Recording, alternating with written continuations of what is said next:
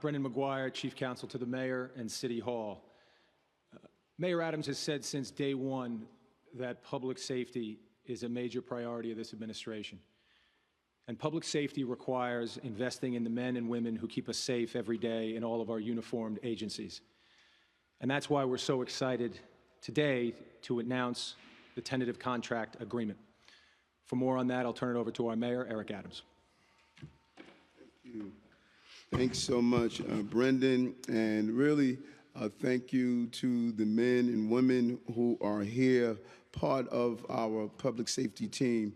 If it's on the supervisory roles in the police department, if it's the men and women who protect us in our jail system, we are really pleased with the series of contract negotiations and that fulfilling the promise that we are not going to ignore those who are providing the services to the city.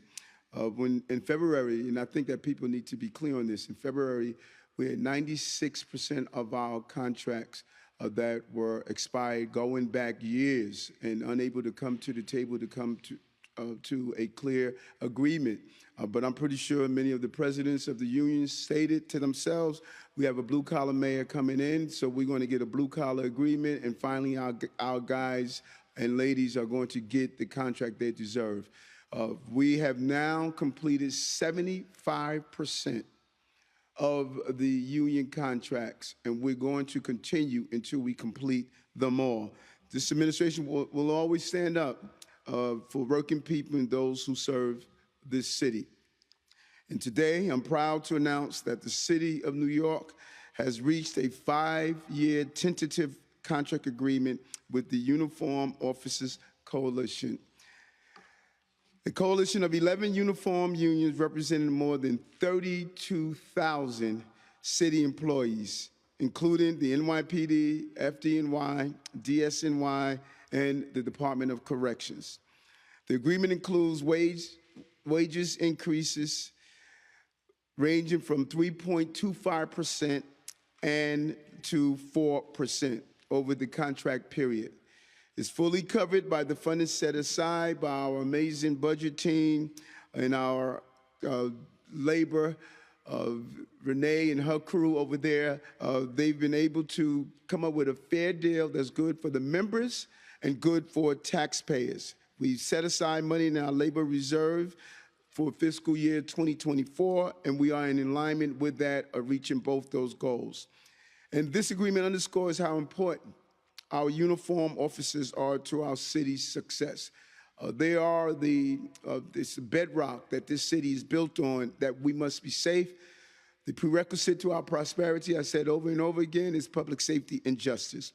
With today's settlement, as I indicated, 75% of the city workforce is now under contract.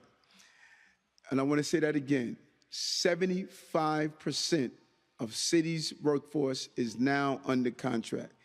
And not only are we supporting the working people who keep our city safe and clean, but we're also providing them with the resources they need to support themselves and their families. For far too long, that has not been the match that these leaders, union leaders, have had with these contract negotiations, but they have it now. This is a great deal for workers and fair to city taxpayers. And it wouldn't have happened without the hard work and partnership of all of these 11 union leaders, their boards, the presidents, and all those who are affiliated. I want to thank the Commissioner, Office of Labor Relations, Renee, Get No Sleep Champions, Jihad, Brendan McGuire, and our entire contract negotiation team. And I want to really thank the good faith and support from these leaders of the unions and our entire city workforce across this entire city.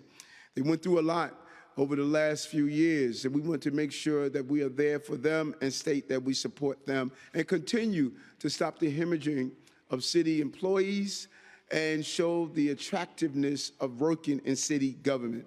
I want to thank Commissioner Sewell, who's represented today by Deputy Commissioner Caban, Commissioner Kavanaugh, Sanitation Commissioner Tish, and Correction Commissioner Molina for helping to get this done and for their continued support.